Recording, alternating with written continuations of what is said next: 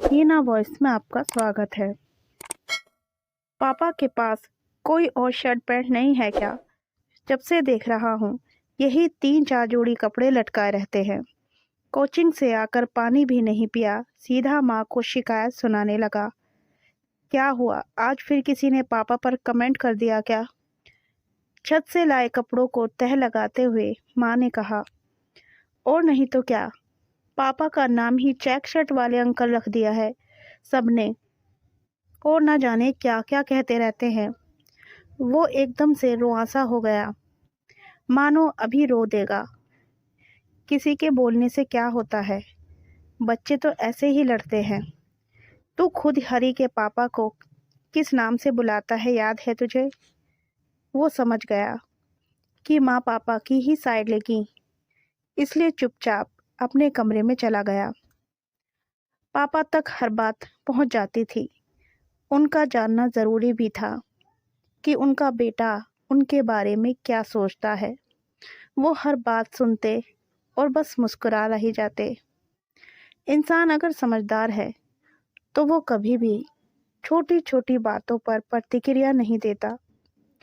सारे दिन का थका हुआ होता है, चाहता है कि अब घर में कुछ ऐसा ना हो जो थकान इतनी बढ़ जाए कि फिर उतरे ही ना। ऐसा भी नहीं है कि उन्हें फर्क नहीं पड़ता, पड़ता भी है, मगर वो बताते नहीं। इसी फर्क के कारण उन्हें ऐसा कुछ सुनने पर घंटे भर बाद नींद आती है। एक करवट लेटे वो सोचते रहते हैं कि आखिर बच्चों के लिए क्या ऐसा करे कि वे उनसे खुश रह सके, उन पर गर्व कर सके। हर तीसरे दिन माँ के पास पापा के लिए कोई ना कोई शिकायत पहुंच जाया करती थी। पापा ऐसा क्यों करते हैं? पापा के पास पुराना स्कूटर क्यों है, नई गाड़ी या बाइक क्यों नहीं? पापा ने ये नहीं दिलाया, पापा कहीं अच्छी जगह घुमाने क्यों नहीं ले गए? कभी पापा बाकी दोस्तों के पापा के लोग की तरह अमीर क्यों नहीं? ऐसी ही शिकायतों के साथ हर साल की तरह ये साल भी बीत गया। बेटे का इस साल इंटर था। रिजल्ट आया तो मर कर किसी तरह पास हुआ था। मैट्रिक में जिस लड़के ने 82% थे, इंटर में वो 53 पर ही पहुंच पाया। शाम को पापा आए तो घर में मैयत का सन्नाटा पसरा था। बेटे साहब अपने कमरे में दुबके पड़े थे। कहाँ है? बैग टेबल पर रखते ही पापा ने पहला सवाल यही किया। शायद ऑफिस में ही रिजल्ट देख लिया था। जाने दीजिए ना, पहले ही बहुत डरा हुआ है। माँ पापा के मूड को भांप गई थी, इसलिए चाह रही थी कि फिलहाल बेटा इनके सामने ना ही आए तो अच्छा है। उसे बुलाओ जल्दी, और ये अपनी ममता ना साल भर के लिए बचा कर रखो।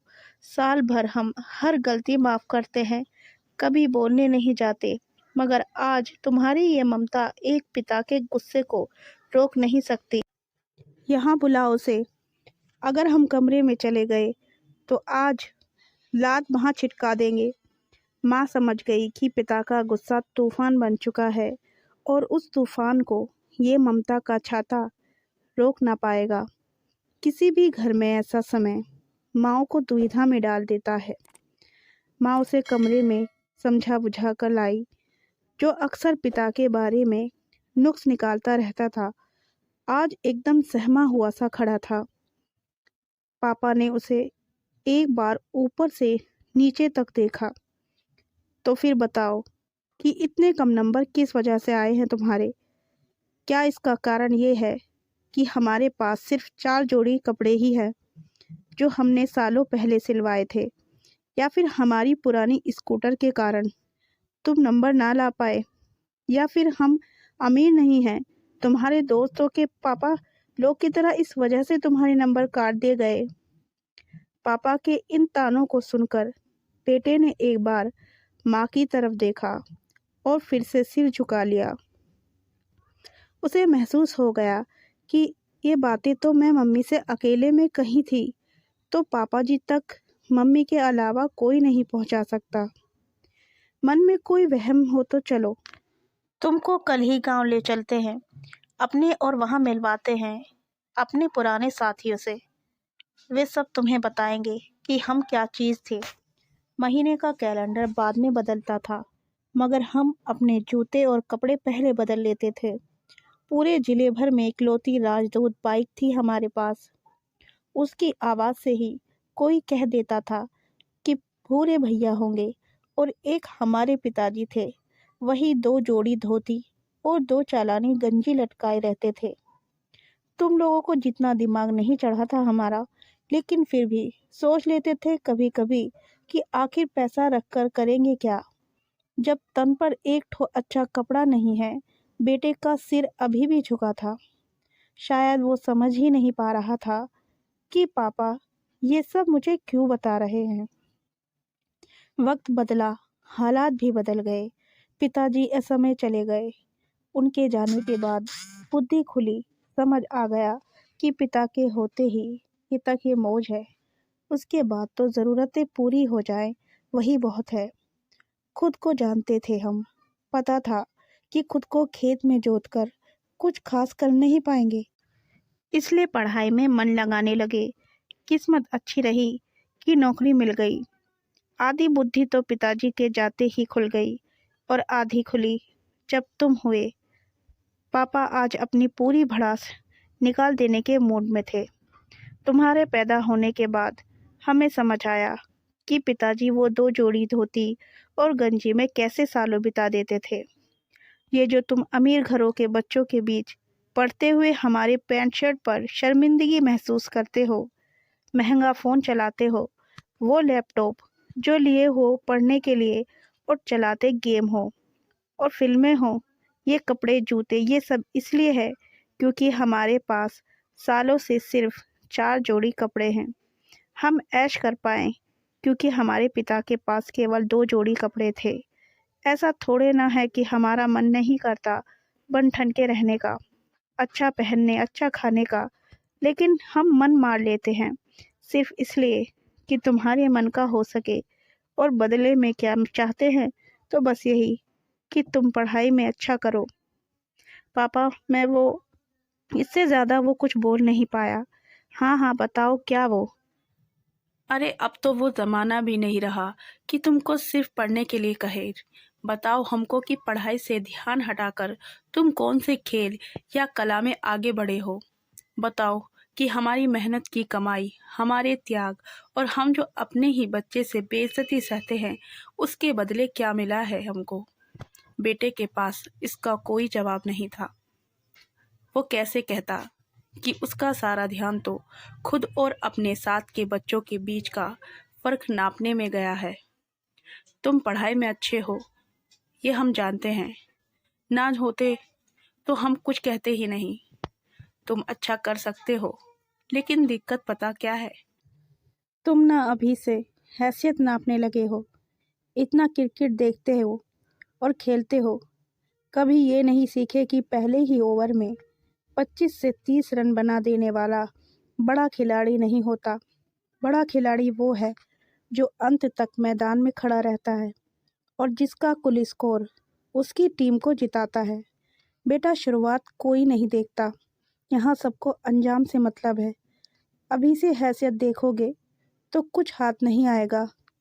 अभी तो वक्त है खुद की हैसियत बनाने का। ध्यान दो वरना कुछ भी हासिल नहीं कर पाओगे। बेटा अभी भी सिर झुकाए वहाँ खड़ा था। अब जाओ, इतना ही कहने को बुलाए थे। अभी समझ आ जाए तो अच्छा है, वरना बाद में सिवाय पछताने के कुछ कर नहीं पाओगे। माँ कुछ नहीं बोली, बस पापा को देखती रही। अगले दिन पापा ऑफिस से आए तो बेटा सिर झुकाए सामने खड़ा था। पापा ने बैग टेबल पर रखा और अपने थके शरीर को सोफे पर पटक दिया। पापा, एडमिशन करा ली मैंने। अच्छी बात है। कौन से सब्जेक्ट लिए हो?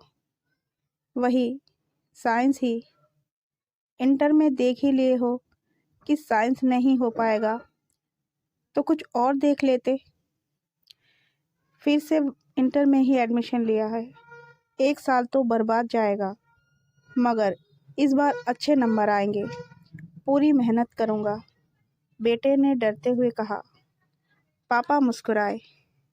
पढ़ना तुमको है बेटा, हम बस ये चाहते हैं कि अच्छा बुरा के बीच का फर्क जान जाओ, और ध्यान रखना कि अगर मेहनत होती रहे तो साल कभी बर्बाद नहीं जाता। बेटा पिता की बातों को समझ गया था। ये देखकर पिता को अच्छा लगा। कुछ देर बाद बेटा अंदर से एक पैकेट लेकर आया और पापा को थमा दिया। पापा ने पैकेट देखते पूछा, ये क्या है? इतना कहते हुए उन्होंने पैकेट भी खोल लिया। शर्ट है पापा, अपनी पॉकेट मनी से लाया हूँ। समझ आ गया है कि आप मेरे लिए खुद की ज़रूरतों पर खर्च करने से भी डरते हैं, लेकिन मैं तो अपने खर्च में कटौती करके आपके लिए कुछ ला सकता हूँ ना। पापा बेटे को देखते रहे। उनका मन हुआ कि उठकर गले लगा ले उसे, मगर इतना खुले नहीं थे ना उससे। और माँ के लिए? पीछे खड़ी माँ ने खुद को आंसुओं को रोकते हुए कहा, वो पापा ले आएंगे ना। इस बात पर सबके चेहरे पर हंसी आ गई। बेटा आगे क्या करेगा ये तो पता नहीं, लेकिन अब से पापा की इज्जत ज़रूर करेगा, ये पक्का है। कहानी पसंद आई हो तो वीडियो को लाइक और चैनल को सब्सक्राइब ज़रूर करें।